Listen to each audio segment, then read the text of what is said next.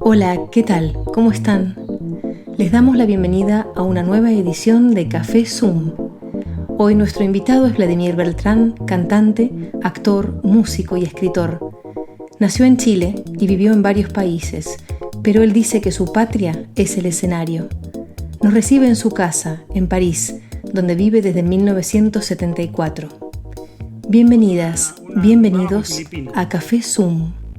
Ah, qué bien. ¿Y dónde está eso? Eso está en Latinoticias. Después te mando bien el link, pero está Ok, en Latinoticias perfecto. está. Ok, así lo hacemos. Así que Muy bueno.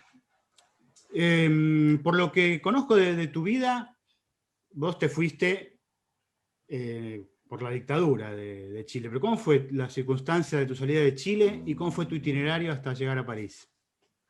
Ah, 20 minutos.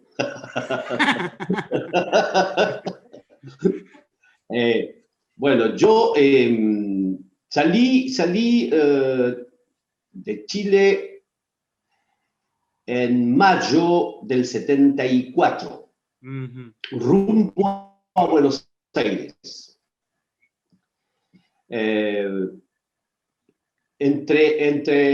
Digamos que estuve en un campo de concentración, el peor de todos de los campos de concentración, que se llama Tejas Verdes. Tejas Verdes. Que han sacado libros, escritores actuales, que Javier Rebolledo escribió El nacimiento de los cuervos, son 3 tomos como de 400 páginas.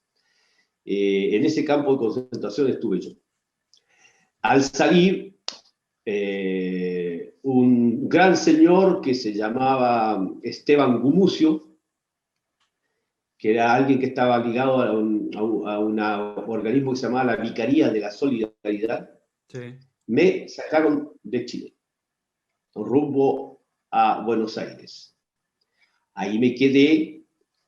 Después hay un paréntesis largo en mi vida que lo contaré en otro momento, en otro día. De acuerdo, Y vale. después llegué a París en el 9 de enero del 76. Llegué aquí para formar parte directamente de un grupo musical. Ajá. Es decir, me mandaron a buscar porque necesitaban un vocalista. Ese grupo musical se llamó Caraxú.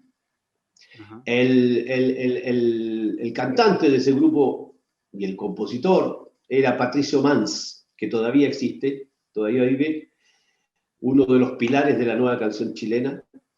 Y él se retiraba y yo llegué a ser parte de ese grupo. Entre el 76 y el 77 recorrimos toda Europa. Yo recorrí toda Europa, casi no estaba nunca en París. Pero con base en París.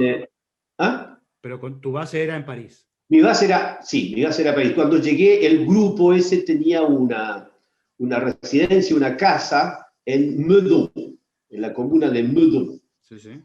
Y ahí teníamos una casa con los estudios de grabación, con todo. Estaba muy, muy bien hecho, muy bien preparado. Pero como teníamos contratos todo el tiempo, salíamos en permanencia en giras en toda Europa. Yo estaba casado y mi mujer de esa época me dijo: Vladimir, o parás de salir de gira y no estar nunca en París, o nos separamos. Entonces, fue claro. Claro, yo me salí del grupo, pero no fue la única razón. Además me salí por otras razones, digamos, de manera de gestionar el grupo no me gustaba mucho y bueno, me salí, pero no aguanté mucho tiempo porque empecé a trabajar solo. Y seguí saliendo de París, pero esta vez solo con mi guitarra. Yo, como ya había trabajado en teatro, quería entrar a trabajar en teatro, pero me lo encontré, que vos lo debés conocer muy bien, me encontré con esa gran barrera que es el idioma. Claro. Entonces, digamos que entre el 76 En el 82 recién empecé a hacer una incursión teatral, pero seguía teniendo ese grave problema del idioma. Tomé muchos cursos, yo tuve una suerte grande porque trabajé con un coach, no sé cómo decirlo, un profesor, que trabajaba con la gente de la Comédie Française. Ajá. Y él me empezó a dar todas las lecciones de dicción y de trabajo del francés, que yo nunca dejé de trabajar toda mi vida el idioma para trabajarlo en teatro. Y así por fin, bueno, digamos que en el año 82, la primera obra de teatro que hice la hice en español. Ajá.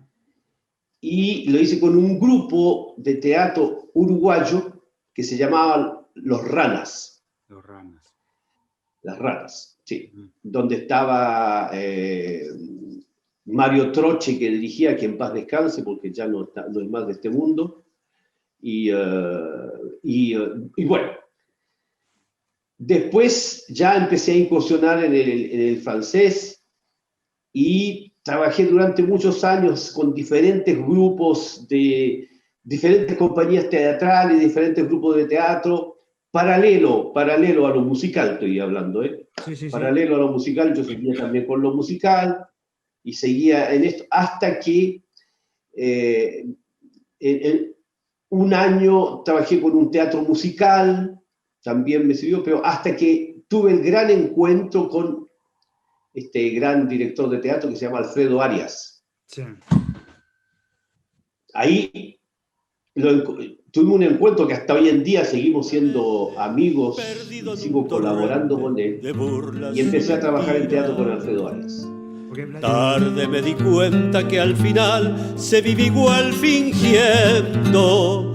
Tarde comprobé que nuestro amor se marchitó queriendo. Pobre amor que está músico, sufriendo. sos cantante, sos actor, sos escritor y algunas cosas más que probablemente desconozco, pero ¿en qué oficio artístico te sentís más a gusto, más vos?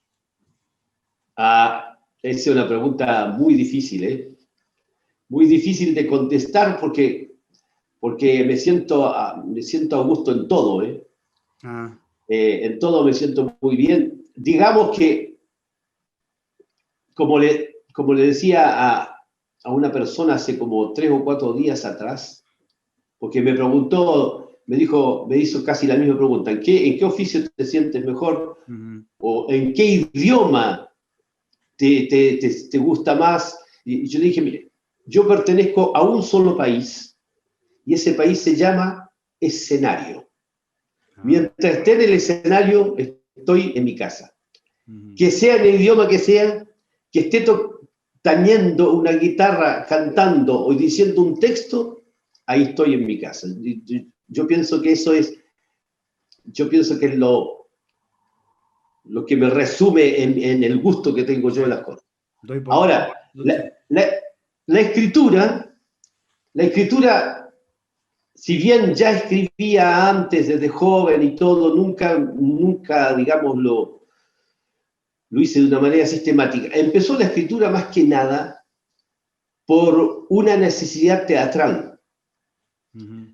Porque durante años yo tuve diferentes directores teatrales que me llamaban para ser parte de algún proyecto teatral, me contrataban y en la época de oro, digamos así, yo participaba más o menos en 4 creaciones teatrales al año, lo cual era bastante bien. Sí. Me hacía vivir todo el año. Pero a medida que el tiempo pasa, esos directores y directoras empezaron a envejecer, algunos empezaron a morir, empezaron a desaparecer, y ya la nueva generación... ¿Cómo? Malas costumbres de la gente. Malas costumbres. Y la nueva generación ya casi no me contrataba. Entonces, en un momento dije, bueno, esto se acaba, yo voy a empezar a hacer unipersonales. Uh-huh. Y empecé a adaptar autores literarios, para adaptarlos al teatro. Y empecé la adaptación y empecé digamos, a trabajar solo. Pero me di cuenta que hay que pagar los derechos de autor, que hay que pagar esto, que esto, otro, que todo era... Claro. Entonces dije, yo no quiero pagar nada más, y el próximo unipersonal lo escribo yo para mí, y si hay que pagar un autor seré yo mismo. Entonces me hice mi última, esa que yo te mandé el texto, la Rêverie au bord du fleuve sans fin. Ahí fue escritura, me filmaba, entonces yo mismo hacía la puesta en escena, yo me filmaba y me corregía los errores, es decir, yo mismo corregía al actor que estaba ahí filmado, y yo, esto no lo hago, esto lo hago, hice la música, todo, es decir, de A a Z. Unipersonal en la más extensa, ¿no? La más extensa palabra. Y digamos que todo el año 2018 y 2019, no, sí, 2019, lo rodé, ese espectáculo. Lamento una sola cosa de no haberlo filmado. Ajá. Me lo propusieron y no lo hice, porque si lo hubiese filmado en este momento, lo estaría pasando por streaming, claro. Estaría ganando un poquito de dinero. Bueno. Que es lo que estoy haciendo en este momento con un colega, porque yo no sé, vos sabés que a mí lo que yo más hago es tango. ¿verdad? Sí, lo sé, después claro. ya tango. Entonces con un colega tanguero, guitarrero, estamos preparando un concierto en streaming. Ajá. Ahora, pide mucho trabajo porque lo tenemos que hacer nosotros mismos grabamos, tenemos que filmarnos, hacer una serie de cosas. La única ventaja que tenemos y una gran ayuda es que la persona que hace el montaje final del video, de la imagen y del sonido, lo hace gratis para nosotros. Sí. Y esa persona vive en Banfield, en Buenos Aires. En Buenos Aires. Claro. Entonces le mandamos todo el material para allá, él lo monta y después ya tuvimos, el año pasado, en noviembre, tuvimos la suerte de ser contratados por un festival de Londres, que también era en streaming, pero nosotros prácticamente no hicimos nada, simplemente actuamos, bueno, nos grabaron y nos pagaron, que fue, digamos, la única manera de sobrevivir que tuvimos el año pasado. Bueno, y que eso es más casi porque con este desastre sanitario que está pasando en el mundo, los artistas son del colectivo más perjudicado, ¿no? Somos los más perjudicados, ¿eh? Y eso que, imagínate que en Francia, por lo menos, existe la intermitencia del espectáculo. Sí. Que algunos están más o menos bien, que no se sabe todavía si se le prolongan los derechos o no.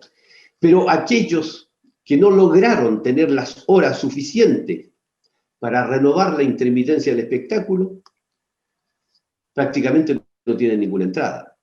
Sí, la intermitencia para la gente que no conoce, es un derecho que da el gobierno, es como un derecho de paro. Claro, la intermitencia, claro, la intermitencia del espectáculo nació, el sistema nació primero por ayudar a los técnicos. Primero fue por los técnicos, fue Gérard Philippe, el gran actor francés Gérard Philippe, que creó en la época el Syndicat Français des Artistes et Interprètes, que crearon este sistema de intermitencia, es decir, que los días no trabajados se compensaban con una ayuda que venía de parte del Estado. Y después se hizo extensivo a los artistas, a los actores, y después ya se generalizó a casi todo. Pero bueno, el sistema, desde que yo lo conozco, hace como 45 años, se ha ido modificando a medida que el tiempo pasa, porque cada vez atacan ese sistema, cada vez tratan de sacar derechos, etcétera, etcétera, etcétera. Pero por lo menos sigue existiendo, hasta el momento. Sí. Vladimir, yo hace un tiempo tuve la locura de escribir un texto en francés, que yo no sé si es francés lo que escribí, pero bueno. Más allá del resultado o todo, me di cuenta haciéndolo que cuando uno se expresa, sobre todo por escrito, en un idioma y en otro, se piensa de manera diferente, se estructuran las ideas de manera diferente. ¿Cómo es tu experiencia al respecto? Vos que trabajás al oral y al escrito, tanto en francés como en castellano. Es exactamente lo que vos decís. El idioma estructura el pensamiento y la visión del mundo. Sí. ¿Ah? Y la manera de reflexionar y de pensar. Hay a veces el cuidado que hay que tener son las interferencias lingüísticas, Ajá. de lenguaje que pasan de un idioma al otro. Yo te doy algún ejemplo cómo se estructura la mentalidad. Yo le corregía mucho a una exnovia que tuve yo que se le trastocaba el francés en el lenguaje castellano. Sí. Y decía, hoy tal persona está enferma porque hizo un cáncer. Ajá. Yo dije, ¿cómo hizo un cáncer? Porque en francés se dice, il a fait un cancer. Ah. Il a fait une longue maladie. Yo dije, mira, en castellano se dice, sufre de un cáncer, le dio cáncer. Si vos decís, hizo un cáncer, quiere decir que vos sos activo y vos mismo quisiste enfermarte y te diste un... Entonces, te doy un ejemplo muy simple para decirte que la estructura mental de un idioma es diferente. Sí, sí, sí. Yo me atrevería a decir que cuando se dice esa frase en francés, il a fait un cancer, ya es una frase culpabilizante. Como dice fait agresser, como alguien es atacado y dice il se fait agresser, il se hizo agredir, y como si tuviera un... Exactamente. Il se fait agresser. ¿Cómo il se fait agresser? ¿Sabes tú que Madame Taubira, y la corrigió una vez, Madame Taubira, esa expresión, porque dijo, decían por las chicas, él se fait violer. No, on l'a violé. No se hizo violar, la violaron. Entonces, bueno, justamente cuando uno está razonando, yo lo que hago es lo siguiente, ¿viste? Cuando yo escribo directamente en francés, porque la traducción es muy difícil. Sí. La traducción en la cabeza es muy difícil y yo me largo a escribir inmediatamente en francés, razono en francés, voy estructurando toda la sintaxis en francés, las imágenes son en francés, etcétera, etcétera. Porque si uno empieza a razonar en castellano y después escribe en francés, no te metes en un pantano que no sale mal. Te voy a contar una anécdota. Este último tiempo estoy escribiendo la segunda parte de Rêverie. Y un día, por una cosa especial, me puse a escribir algo y sin darme cuenta lo escribí directamente en español. Ajá. Me salió así, pero todo. Tuve todo un día escribiendo en español, lo escribí directamente en español porque me vino así y porque la imagen era así. Y después yo me quedé pensando y dije, escribí todo esto en castellano, pero tengo que pasarlo al francés. Me puse a traducir lo que yo había escrito en castellano y abandoné. Dije, no.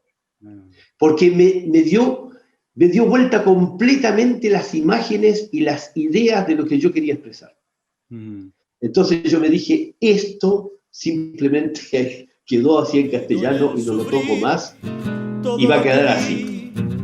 Todo lo perdí, siempre puse el alma entera, de cualquier manera, soportando afrentas. Antes hablábamos del tango. Y al final ¿Cómo llegó el tango a tu vida? ¿Cómo ha sido? Muy temprano.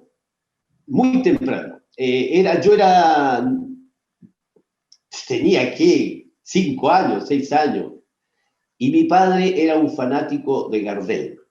Ajá. Y escuchaba mucho tango, y aún me acuerdo, me decía mi padre, ¿sabés qué le decían? el zorzal criollo, pero te das cuenta, el zorzal criollo. ¿Sí? Pero no fue Gardel el que más escuché en mi vida, el que yo más escuché fue a Julio Sosa y a Podestá. Ajá. Porque Julio Sosa, digamos, en mi país, Julio Sosa era un ídolo. Sí, sí. Era un ídolo para todo el mundo, ¿viste? Todo el mundo. Entonces, todo lo que cantó Julio Sosa yo lo conocía, pero muy bien. Y empecé a cantar tango porque me gustaba Julio Sosa y todo eso. Uh-huh. Después, cuando vivía en Buenos Aires, bueno, me codié con muchos tangueros. Y bueno, ahí descubrí a uno de mis ídolos actuales, que fue Edmundo Rivero. Claro. Cuando conocí a Edmundo Rivero, dije, aquí esto es una cosa completamente diferente. Pero siempre me gustó mucho más el tango con guitarras. Sí. Entonces, escuché a Nelly Omar con el conjunto de José Cané, Roberto Grela en la guitarra, etcétera, etcétera, Bartolomé Palermo, todos esos grandes violeros del tango. Y además,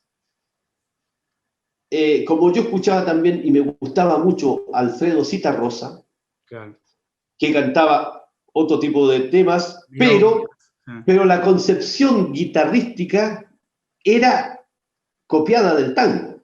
3 guitarras y un guitarrón. Era una base de guitarras tangueras.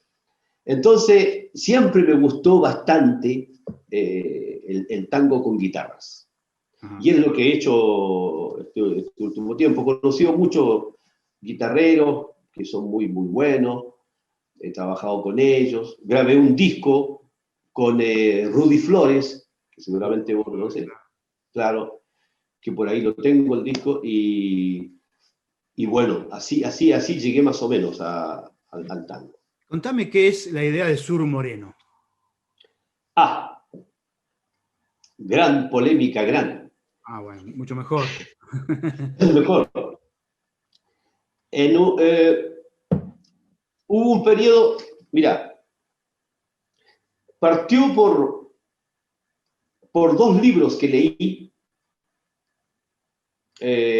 hace muchos años atrás, que se llamaba África en América Latina. Sí. El legado africano cultural en América Latina. En algunos lugares es evidente, como en Cuba, Brasil, es evidente ese legado musical que dejaron diferentes pueblos africanos, como los Mandinga, los Yoruba y otros. Entonces, no se hablaba mucho de esa influencia africana en el sur de América del Sur. Sí. Apareció una vez este libro, La Cueca, que tiene como 500 páginas, en el cual el tipo está sola sobre la cueca chilena, sí, pero sí. La cueca chilena viene de la sama cueca. Y la sama cueca es africana. Y eran los esclavos que llegaban, cosa extraña, yo pensé siempre que los esclavos llegaban por el Atlántico y cruzaban la cordillera y llegaban a Chile, digamos, y a Perú después. Y no, pasaban porque todavía funcionaba mucho el estrecho de Magallanes. Sí. Y pasaban directamente y llegaban a Valparaíso. Y hubo un enclave africano, muchas historias que es bastante rica esa historia, porque llegaron muchos esclavos a Valparaíso, a Santiago, hay incluso pinturas, retratos de la época en que se ven estos africanos bailando, y se bailaba la sama cueca. Hubo algunos cimarrones que se arrancaron y se fueron hacia la cordillera, y de ahí nacieron otros ritmos. Y la sama cueca, que el nombre se la samba cueca o samba cueca, por un lado quedó como samba, en el otro lado como cueca, etcétera, etcétera. Bueno, todas esas historias me llevaron a hurgar, a explorar los ritmos, el legado rítmico en ciertas cosas que existían en América del Sur. Bueno, el candombe es claro, no hay problema, no hay por dónde perderse. Sí. Pero, entonces empecé a buscar, en Perú también era muy claro el landó, el festejo, todas esas cosas eran muy claras. Pero también habían cosas en Chile como el cachimbo, la misma cueca y otras expresiones rítmicas que tenían un origen africano. Entonces yo dije, voy a armar un repertorio con esas expresiones en el cual, y el conjunto, digamos, el conjunto musical, había un cajón, una guitarra y un clarinete en un principio, y con eso se armaron todos los ritmos y empecé a hacer una presentación de ese tipo de ritmos y por eso le puse sur moreno. Claro. El sur que quiera quererte ya no puedo, porque dentro de mi alma tengo miedo que se vuelva a repetir la comedia que me ha hundido en el sufrir. Con material con un material que es la canción. ¿Y qué tiene la canción que en sus diferentes ritmos, estilos, es tan poderosa y llega tan fuerte y se queda tanto en la memoria de la gente? Yo pienso que, bueno, la canción tiene, digamos, dos componentes esenciales, tiene otros, que es la melodía, la música, y la letra, es decir, la poesía. Entonces, esa conjunción de música y poesía, yo pienso que llega mucho más rápido emocionalmente a la gente que un gran discurso. Sí. Te voy a contar una anécdota que no debería contarla, pero la voy a contar igual. Yo era joven, muy joven, estaba en una ciudad de Chile que se llamaba Chillán, y yo ya tocaba en las peñas, ¿viste? Ya tocaba en todos lados. Sí, sí. Y vinieron unos militantes y me dijeron, mira, ¿por qué no nos acompañan? Nosotros tenemos que ir a hacer un trabajo político, decían, en el campesinado de esa región de Ñuble, donde está. Porque andaban predicando de que es toda una historia, eran que las grandes extensiones de terreno tenían que parcelarlas para repartirse a los campesinos, etc. Ese era el discurso. Sí. Ellos llegaron, hablaron durante todo un rato sobre el discurso, yo le miraba la cara a los campesinos, con cara de aburrido algunos, otros capaz que entendían, y como que ya era hablar demasiado. Entonces, después venía la parte musical que era para amenizar la cosa, era para amenizar. Sí. Pero yo lo escuché a los muchachos, el discurso que tenían, y cuando llegó mi turno, yo dije, bueno, si es así voy a interpretar una canción de Daniel Biglietti que se llamaba A Desalambrar. Y empecé a cantar A Desalambrar, y todos entendieron que era A Desalambrar, A Desalambrar. Y entonces los tipos me dijeron, nosotros hablamos 2 horas, vos en 3 minutos los convenciste. Y bueno, esa es la fuerza de la canción. Llega mucho más rápido. Sí. Bueno, para ir terminando, agradeciéndote tu tiempo, ¿qué dura más en la cabeza de un artista? ¿Un aplauso o una crítica contraria? Bueno, el aplauso siempre es... el aplauso es es una satisfacción grandísima, por supuesto. La crítica, es decir, ¿cuál es la diferencia entre un artista profesional y un amateur? Así que el profesional se expone, como un pintor expone sus cuadros, como el escritor pasa sus libros para que lo lean, el tipo que está en el escenario está expuesto a la crítica y a los aplausos. La crítica siempre te va a hacer daño, por supuesto, pero si uno la toma bien, si uno toma bien la crítica, te hace avanzar. Hay críticas que son muy constructivas, son muy...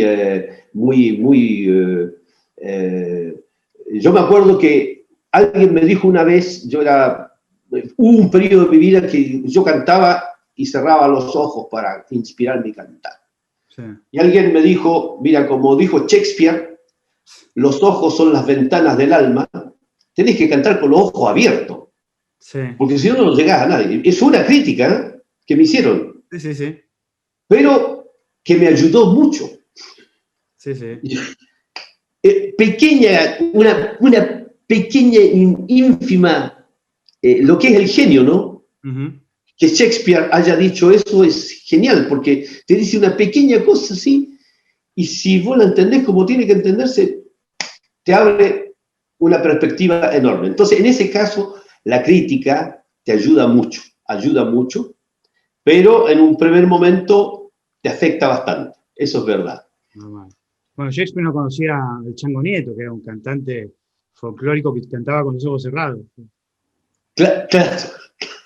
Claro. Bueno, Vladimir Beltrán, muchísimas gracias por tu tiempo, por haber compartido este café en Café Zoom. ¿Sí? Cafecito, muchas gracias. Hasta todo momento.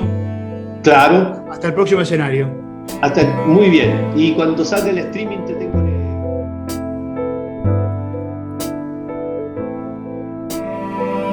Il est 6h moins le quart sur l'horloge de la gare. Les pieds d'une femme s'accélèrent, le train ne l'attendra pas. Toutes les journées se ressemblent comme des trous qui bouffent le temps. Et la petite heure qui reste, c'est pour sa fille qui l'attend.